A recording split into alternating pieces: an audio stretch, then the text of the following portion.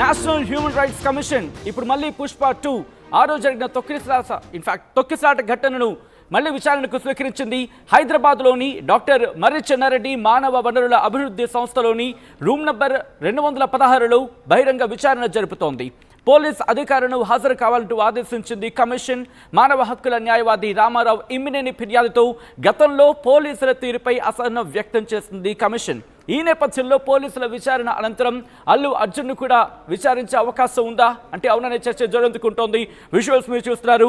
ఆ రోజు మరి ముఖ్యంగా పుష్ప 2 ప్రీ-రిలీజ్ ఈవెంట్లో జరిగిన ఆ ఘటనలో జరిగిన ఆ ఇబ్బందికర వాతావరణం, ఆ బిడ్డ చనిపోవడం, ఆ తల్లి చనిపోవడం, ఆ బిడ్డ హాస్పిటల్ పాలవ్వడం ఒక్కసారిగా అందరినీ కలిచివేస్తుంది.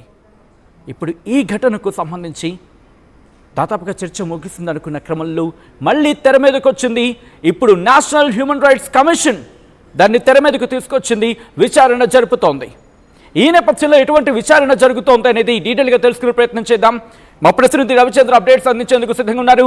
రవిచంద్ర, ప్రస్తుతం ఇన్వెస్టిగేషన్ ఎన్ని గంటలకు ప్రారంభమైంది, ఎన్ని గంటలకు కొనసాగే అవకాశం కనిపిస్తోంది? సచిన్, పుష్ప ఘటన టాలీవుడ్ కి ఒక పీడకల లాంటిదని చెప్పుకోవచ్చు. చాలా దురదృష్టకరమైన సంఘటన. ప్రీ రిలీజ్ ఈవెంట్ లో సినిమా చూడటానికి వచ్చిన కుటుంబంలో ఒక తల్లి మరణించడం, అలాగే కుమారుడు ఇప్పటికి కూడా ఆయన సాధారణ బాలుడిగా ఆరోగ్యవంతుడిగా మారకపోవటం అనేది చాలా దురదృష్టకరం. ఆ ఘటన టాలీవుడ్ నైతే ఇప్పటికి కూడా వెంటాడుతుందనే చెప్పుకోవాలి. ఆ ఘటనకి సంబంధించి హీరో అల్లు అర్జున్ ని అరెస్ట్ చేయడం జరిగింది. ఆ తర్వాత ఆయన బెయిల్ పై బయటకు రావడం జరిగింది. థియేటర్ యాజమాన్యానికి కావచ్చు, మిగిలిన సెక్యూరిటీ సిబ్బందికి, వీళ్ళందరికీ కూడా అరెస్టులు జరిగాయి, విచారణకు పిలిచారు పోలీసులు. ఇప్పుడు తాజాగా నేషనల్ హ్యూమన్ రైట్స్ కమిషన్ వాళ్ళు ఈ రోజు దీనిపై విచారణ చేస్తున్నారు. అలాగే పోలీసులు పాత్ర కూడా ఇందులో చాలా కీలకం కాబట్టి వాళ్ళని ఈ రోజు హ్యూమన్ రైట్స్ కమిషన్ వాళ్ళు విచారణకు హాజరు కావాలని ఆదేశించడం జరిగింది. ఇప్పుడు ప్రస్తుతం అయితే మానవ వనరుల అభివృద్ధి సంస్థలో దీనికి సంబంధించిన విచారణ అయితే జరుగుతుంది. పోలీస్ అధికారులు హాజరైనట్లుగా మనకైతే సమాచారం ఉంది. బహుశా ఈ పోలీస్ అధికారుల విచారణ తర్వాత దాంట్లో బాధ్యులుగా ఉండి అరెస్ట్ అయిన అల్లు అర్జున్ కావచ్చు, అల్లు అర్జున్ వ్యక్తిగత సిబ్బందిని, థియేటర్ సెక్యూరిటీ వాళ్ళని, థియేటర్ యాజమాన్యాన్ని కూడా హ్యూమన్ రైట్స్ కమిషన్ పిలిచే అవకాశం అయితే ఉంది. సో హ్యూమన్ రైట్స్ కమిషన్ అయితే ఈ విషయాన్ని చాలా సీరియస్ గా తీసుకుంది. అలాగే తెలంగాణ ప్రభుత్వం కూడా ఆ ఘటనని చాలా సీరియస్ గా తీసుకుంది. దానికి బాధ్యులైన వాళ్ళందరినీ కూడా అరెస్ట్ చేయడం జరిగింది. తర్వాత వాళ్ళు న్యాయస్థానం నుంచి బెయిల్ పొందడం జరిగింది. ఆ తర్వాత ఇలాంటి ప్రీమియర్ షోలు కావచ్చు, బెనిఫిట్ షోలు కావచ్చు, వీటన్నిటిని కూడా నిషేధిస్తూ తెలంగాణ ప్రభుత్వం అయితే ఒక నిర్ణయం తీసుకోవడం జరిగింది.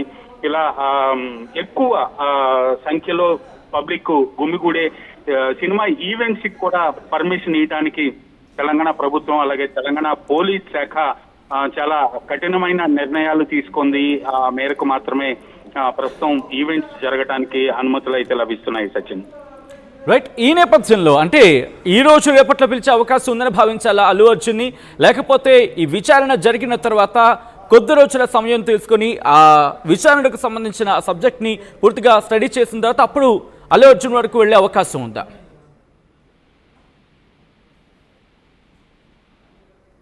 రవిచంద్ర, ఓకే రవిచంద్ర దగ్గరికి మళ్ళీ వెళ్ళే ప్రయత్నం చేద్దాం. ఆ రోజు జరిగిన ఘటన ఒక్కసారి తలెచ్చుకుంటే ఒళ్ళు గగురుపాటు గురవుతుంది. ఎందుకంటే ఆ రోజు జరిగిన ఘటనలో ఒక్కసారిగా క్రౌడ్ వచ్చేయడం, ఆ క్రౌడ్లో వచ్చిన క్రమంలో ఆ ఫ్యామిలీ ఎక్కడికక్కడ చల్లా చెదురైపోవడం, మరి ముఖ్యంగా భర్త ఒక చోట, భార్య ఒక చోట, భార్యతో బిడ్డ ఒక చోట. ఆ విజువల్స్ చూసిన ఎవరికైనా గుండె తరుక్కుపోతుంది. మరి ముఖ్యంగా ఆ పిల్లాడిని అలా అపస్మారక స్థితిలో చూసిన తర్వాత ఆ పిల్లాడికి ఒక్కసారిగా, ఎందుకంటే ఆ పిల్లాడికి సంబంధించి మాట్లాడుకున్న క్రమంలో అపస్మారక స్థితిలో ఉన్నప్పుడు వాళ్ళు అందించిన ఆ సిపిఆర్, అక్కడ పోలీసులు అందించిన సిపిఆర్ మీరు చూడొచ్చు. ఆ రోజు కరెక్ట్గా డిసెంబర్ 4, 2024 ప్రీమియర్ షో పుష్ప 2కి సంబంధించి ప్రపంచవ్యాప్తంగా విడుదల కావాల్సింది ఆ వెరీ నెక్స్ట్ డే. అయితే సంధ్యా థియేటర్కి వెళ్ళారు అల్లు అర్జున్. అల్లు అర్జున్ సంధ్యా థియేటర్కి వెళ్లే క్రమంలో ఆ తొక్కిసలాట జరిగిన సందర్భం ఎక్కడ చూసినా అదే విజువల్. అంటే ఎక్కడ చూసినా అదే పరిస్థితి. ఆ క్రౌడెడ్, పూర్తిగా క్రౌడ్తో నిండిపోయిన పరిస్థితి. ఈ నేపథ్యంలో అక్కడికి వెళ్ళినప్పుడు రేవతి అనే మహిళ తన కుటుంబంతో కలిసి అక్కడికి వెళ్ళింది. రేవతి తన కుటుంబంతో అక్కడికి వెళ్ళినప్పుడు అల్లు అర్జున్ వస్తున్న క్రమంలో ఒక్కసారిగా క్రౌడ్ అంతా ఒక చోటుకి చేరుకున్న సందర్భం. ఈ నేపథ్యంలోని అక్కడ తొక్కిసలాట చోటు చేసుకుంది. ఈ క్రమంలో రేవతి మరణించారు.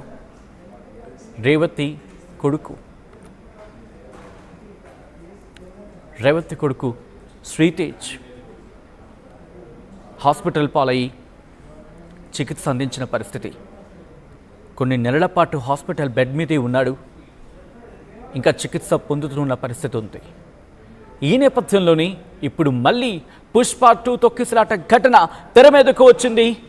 ఇప్పుడు ఈ ఘటనను విచారిస్తోంది నేషనల్ హ్యూమన్ రైట్స్ కమిషన్.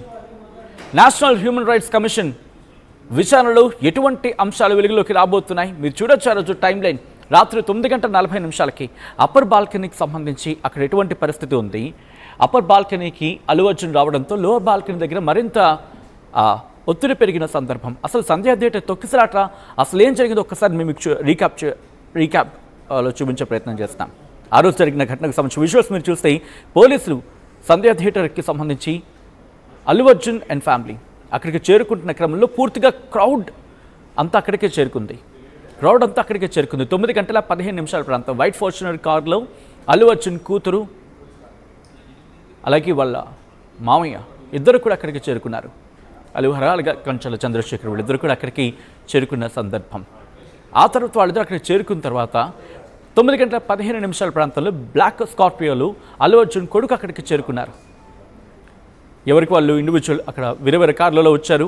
వచ్చిన తర్వాత ఆయనతో పాటు వచ్చిన సెక్యూరిటీ వాళ్ళని సెక్యూర్ చేసుకుంటూ, బాడీ గార్డ్స్ వాళ్ళని సెక్యూర్ చేసుకుంటూ లోపలికి తీసుకువెళ్ళారు. ఆ తర్వాత అదిగో రేవతి వెళ్తున్న విజువల్ మీరు చూడొచ్చు. 9:25 ప్రాంతంలో రేవతి లోపలికి వెళ్తున్నారు. ఈ ఫుటేజ్ అంతా ప్రస్తుతం నేషనల్ హ్యూమన్ రైట్స్ కమిషన్ ఇక్కడ విచారించే అవకాశం ఉంది. అయితే ఆ రోజు 9:25 తర్వాత తోపులాట మధ్య సంధ్యా థియేటర్ లోపలికి రేవతి వెళ్తున్న పరిస్థితి. ఇదే ఆ కుటుంబం ఇప్పుడు అంత బాధకులు. అదిగో మీరు చూస్తే ఒక్కసారిగా ఆ గేట్స్ తీసిన తర్వాత ఆ ఫ్లడ్లా వచ్చేసారు, మొత్తం ఒక వరదలా వచ్చేసారు వాళ్ళంతా కూడా. దీంతో పక్కన ఉండిపోయిన రేవతి అలాగే శ్రీతేజ్ మీరు చూడొచ్చు. రేవతి శ్రీతేజ్ అక్కడే ఉన్నారు. రేవతి భర్త ఏమో బయట ఉన్నాడు. ఆయన గేట్ బయట, ఆయన గేటు లోపల వీళ్ళు. ఈ నేపథ్యం ఒక్కసారిగా గేటు తెరిచిన తర్వాత ఒక ప్రవాహంలా తోసుకుంటూ తోపులాడుతూ వచ్చేసిన సందర్భం. హుషరాబాద్ మెట్రో స్టేషన్కి చేరుకున్నారు అల్లు అర్జున్ అరౌండ్ 9:34 9:28 నుంచి 9:34 ప్రాంతం ఆ రోజు. భర్త భాస్కర్ ఏమో బయట ఉన్నారు. రేవతి శ్రీతేజ్ ఏమో లోపల ఉన్నారు. బండితో పాటే థియేటర్ వైపు తీసుకొచ్చారు. ఆ గేట్స్ ఓపెన్ చేయడం, ఎగ్జాక్ట్గా ఆ రోజు గేట్స్ ఓపెన్ చేయడంతో వాళ్ళంతా తోసుకు లోపలికి వచ్చేసారు. అంటే తోసుకుంటూ లోపలికి వచ్చేయడంతో వాళ్ళ మీద పడ్డారు. అక్కడ ఉన్న శ్రీతేజ్ కావచ్చు, రేవతి కావచ్చు, వాళ్ళిద్దరి మీద ఒక్కసారిగా ఈ జనమంతా పడిపోవడంతో ఇటువంటి వాతావరణం చోటు చేసుకుంది. This is the distributing content, viewer description is advice. ఈ కథనం మిమ్మల్ని కాస్త కలవరపరచవచ్చు. దీనికి సంబంధించి తగిన జాగ్రత్తలు తీసుకోవాలని ఆర్టీవీ సూచించడం జరుగుతోంది. ప్రస్తుతం ఈ ఘటన మీద పూర్తి స్థాయిలో మళ్ళీ విచారణ చేపడుతుంది నేషనల్ హ్యూమన్ రైట్స్ కమిషన్. దానికి సంబంధించిన బ్రేకింగ్ న్యూస్ చూస్తున్నారు. పుష్ప 2 తొక్కిసలాట ఘటనపై జాతీయ మానవ హక్కుల కమిషన్ విచారణ ప్రారంభించింది.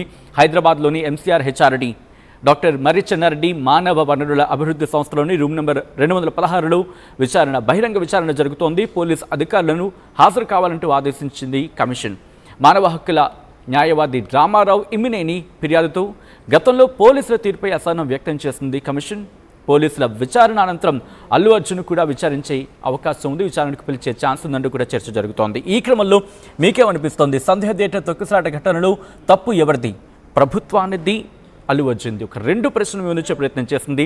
పోల్లో పార్టిసిపేట్ చేసే ప్రయత్నం చేయండి. అండ్ మీరేమనుకుంటున్నారు అనేది కామెంట్ చేసే ప్రయత్నం చేయండి. ఆల్ రైట్, మనతో పాటు ఫోన్లో జాయిన్ అవుతున్నారు complaint Immineni Ramarao advocate, Immineni Ramarao high court advocate మనతో పాటు ఫోన్లో జాయిన్ అవుతున్నారు. ఒకసారి రామారావు గారి దగ్గరికి వెళ్ళే ప్రయత్నం చేస్తున్నారు. రామారావు గారు, ఆ రోజు మీరు ఇచ్చిన కంప్లైంట్ ఏంటి? ఎటువంటి అంశాలను మీ కంప్లైంట్లో పొందుపరిచారు?